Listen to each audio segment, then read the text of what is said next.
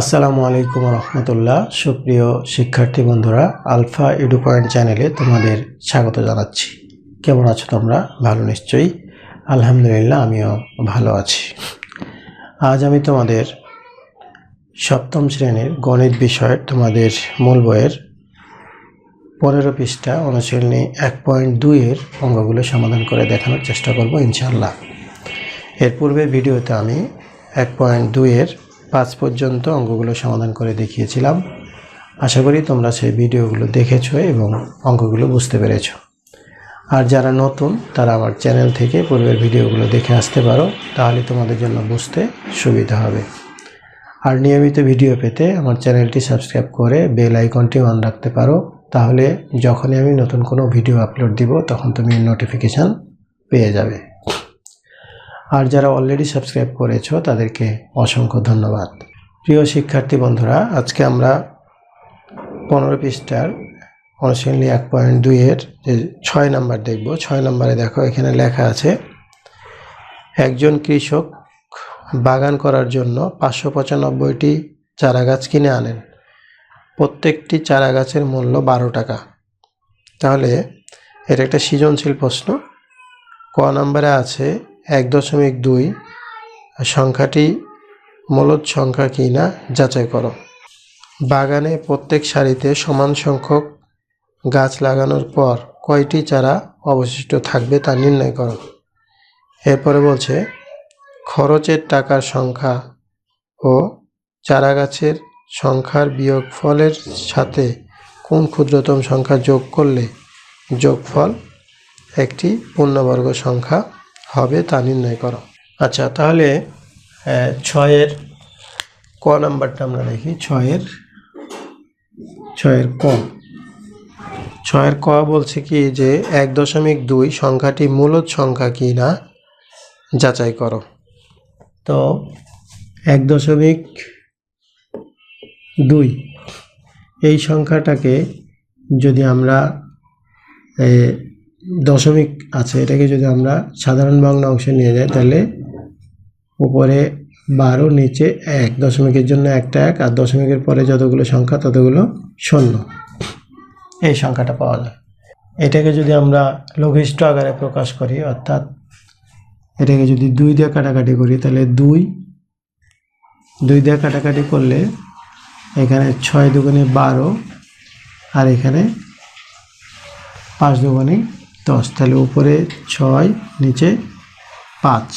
যেহেতু এই দশমিক ভগ্নাংশটাকে ভগ্নাংশ আকারে লিখে, অর্থাৎ সাধারণ ভগ্নাংশ আকারে লিখে প্রকাশ করা যাচ্ছে, সুতরাং এটা একটা মূলদ সংখ্যা। যদি এটাকে ভগ্নাংশ আকারে না লিখতে পারতাম তাহলে এটা অমূলদ সংখ্যা হতো। তো এখানে লিখব আমরা যে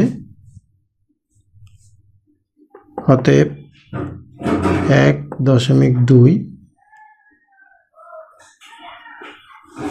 মূলদ সংখ্যা। আচ্ছা, এখানে যেহেতু বলা হয়েছিল যে মূলদ সংখ্যা কিনা যাচাই করো, আমরা এখানে আর একটু লিখতে পারি যে যেহেতু এটিকে ভগ্নাংশে রূপান্তর করা যায়, সাধারণ ভগ্নাংশে রূপান্তর করা যায়, বা এখানে লিখতে পারো যে আমরা জানি যদি কোনো সংখ্যাকে ভগ্নাংশ আকারে লেখা না যায় তাহলে সেটি অমূলদ সংখ্যা। সুতরাং এই সংখ্যাটাকে যেহেতু ভগ্নাংশ আকারে লেখা যায়, সুতরাং এটি মূলদ সংখ্যা। এভাবে লিখে দিতে পারো, যেহেতু ক নাম্বারে 2 নাম্বার। তো তোমাদের এইটা 2026 সালের বইয়ে ক নাম্বার এটা আছে, কিন্তু 2025 সালে এই প্রশ্নটাই ছিল যে কয়ে ছিল যে চারা গাছগুলো কিনতে কত খরচ হয়েছে। তো আমরা 25 সালেরটাও করে দেখাচ্ছি, যেহেতু এখানে নিচে একটা প্রশ্ন আছে, এটা করতেই হবে। সুতরাং আমরা লিখব যে কতগুলো চারা ক্রয় করেছিল, 595টি। তাহলে আমরা লিখব যে একটি চারা গাছের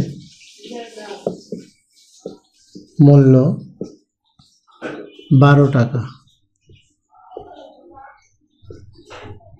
12 টাকা। অতএব 595টি চারা গাছের মূল্য 595 গুণ 12, এত টাকা। এখানে তোমরা গুণ করে দেখাইতে পারো। 595 গুণ 12, তাহলে 5 দুগুণে 10-এর 0 হাত থাকলো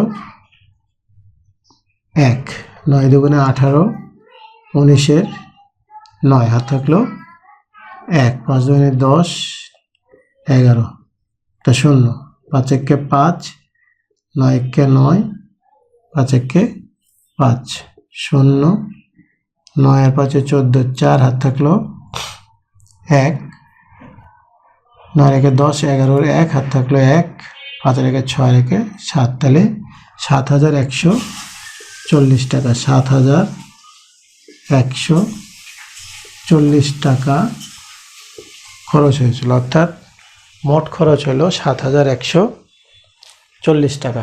এটা কয়ের উত্তর। অর্থাৎ এই প্রশ্নটা 2025 সালের বইয়ে আছে, আর এর আগে যে প্রশ্নটা দেখালাম সেটা 2026 সালের বইয়ে আছে।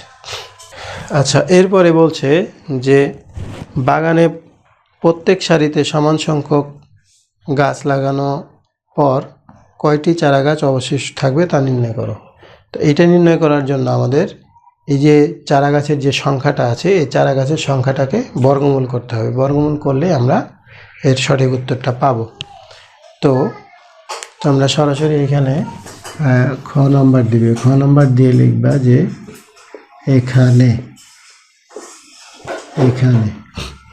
কত ছিল, 595, এটাকে বর্গমূল করো। বর্গমূল করলে 2টা করে দাগ দিতে হবে জোড়া জোড়া, তাহলে এই 2টা আবার এটা, তাহলে এখন কত, এটাকে কয়বার যায়, 2 দুগুণে 4, 2 দুগুণে 4।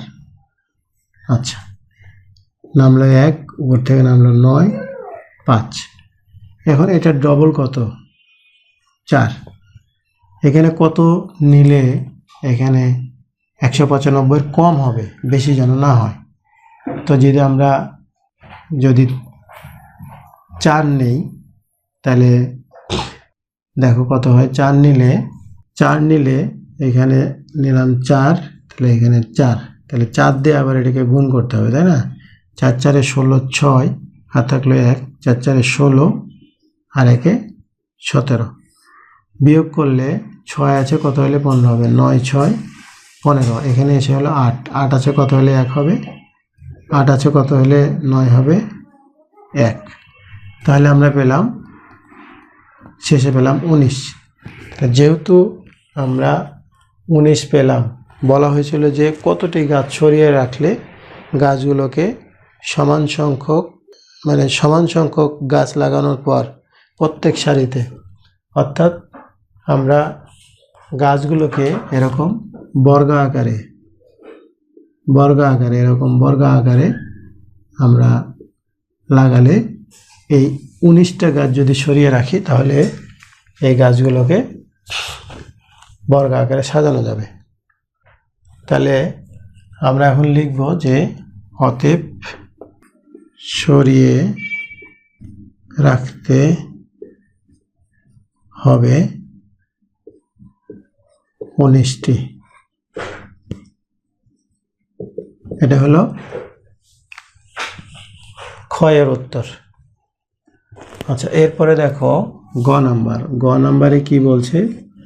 গ নাম্বারে বলছে যে খরচের টাকার সংখ্যা এবং চারা গাছের সংখ্যার বিয়োগফলের সাথে কোন ক্ষুদ্রতম সংখ্যা যোগ করলে যোগফল একটা পূর্ণবর্গ সংখ্যা হবে। তাহলে আমরা এখন লিখব যে ক হতে পায়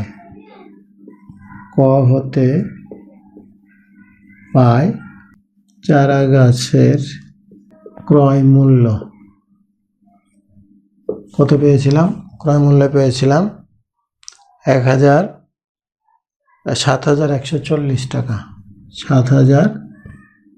140, 7140। কি বলছে যে এই দুইটার বিয়োগফল, তাই লিখব যে অতএব 7140 বিয়োগ 595, এটাকে বিয়োগ করবা, বা 5 আছে কত হলে 10 হবে 5, এরপরে এখানে আছে 9, তাহলে এখানে 10 হয়ে গেল, 10 আছে কত হলে 14 হবে 4, এখানে হলো 6, 6 আছে কত হলে 11 হবে, 5 আর 6 11, তারপরে এখানে আবার হলো 1, তাহলে 7 থেকে 1 বাদ দিলে 6, তাহলে 6545 আমরা এটা পেলাম। এখন লিখবা, এখন এটাকে বর্গমূল করো, 6 5 4 5। কি বলছে যে যোগ করলে, তাহলে আমরা বর্গমূল করি, বর্গমূল করলে এই 1 জোড়া, এই 1 জোড়া, 8 8 64, 64 বিয়োগ করলে কত, 1 জোড়া নামাও 145, এখান থেকে 8 এর ডবল কত 16, তাহলে আমরা যদি এই জায়গায় 1 দিই তাইলে কিন্তু বেশি হয়ে যাচ্ছে, তাহলে আমরা একটা শূন্য নিব, তাহলে এখানে শূন্য দিলাম, শূন্য দিয়ে এটাকে যদি গুণ করি, এটাকে যদি আমরা গুণ করি তাহলে কি পাবো, শূন্য, বিয়োগ করলে এখানে পাবো হলো 145। এখন কি বলা হয়েছিল যে কত বিয়োগ করলে বিয়োগফল, বলা হয়েছিল যে কত যোগ করলে যোগফল একটা পূর্ণবর্গ সংখ্যা হবে। যদি বিয়োগ করলে বলতো তাহলে আমরা এটা বিয়োগ করে দিতাম, এটা বিয়োগ করলেই পূর্ণবর্গ সংখ্যা হয়ে যেত। সুতরাং এখন আমরা লিখব যে এখানে এই যে 80, এই 80-র 1 আমরা বেশি ধরব, 1 বেশি ধরব। কেন 1 বেশি ধরব? কারণ যেহেতু পূর্ণবর্গ সংখ্যা হবে, এটার সাথে কত যোগ করলে, যোগ করলে মানে কি বেশি, তাহলে এটার সাথে আমরা 1 যোগ করি, 80 1 যোগ করলে এইভাবে লেখো, 80 যোগ 1 সমান 81। অতএব 81 গুণ 81 বিয়োগ এই যে এই সংখ্যাটা 6545, তাহলে এই 81-কে 81 দিয়ে গুণ করলে আমরা পাবো 6561 বিয়োগ 6545। এখন এটা থেকে বিয়োগ করলে 5 আছে কত হলে 11 হয় 6, 5 আছে কত হলে 6 হবে 1, এরপরে 5 5 মিলে গেল, 6 6 মিলে গেল। তাহলে এই যে আমরা 16 পেলাম, এই 16 যদি এই সংখ্যাটার সাথে যোগ করা হয় তাহলে সংখ্যাটা পূর্ণবর্গ সংখ্যা হবে। তাহলে আমরা এখন লিখতে পারি যে অতএব নির্ণয় যোগ করতে হবে, যোগ করতে হবে 16, বা নির্ণয় উত্তরও লিখতে পারো, বা নির্ণয় সংখ্যাটি বা নির্ণয় সংখ্যা এটি হলো গ নং অঙ্কের উত্তর। অর্থাৎ 6-এর যে 3টা ছিল, এটা যেহেতু সৃজনশীল প্রশ্ন, আমরা ক খ গ এই 3টাই করলাম। নিশ্চয়ই তোমরা বুঝতে পেরেছ। যদি ভিডিওটি ভালো লাগে তাহলে লাইক, কমেন্ট ও বন্ধুদের মাঝে শেয়ার করতে পারো, যেন তোমার মতো অন্যরা উপকৃত হতে পারে।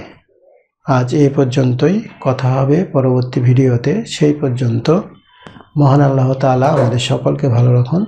আল্লাহ হাফেজ। আসসালামু আলাইকুম ওয়া রাহমাতুল্লাহ।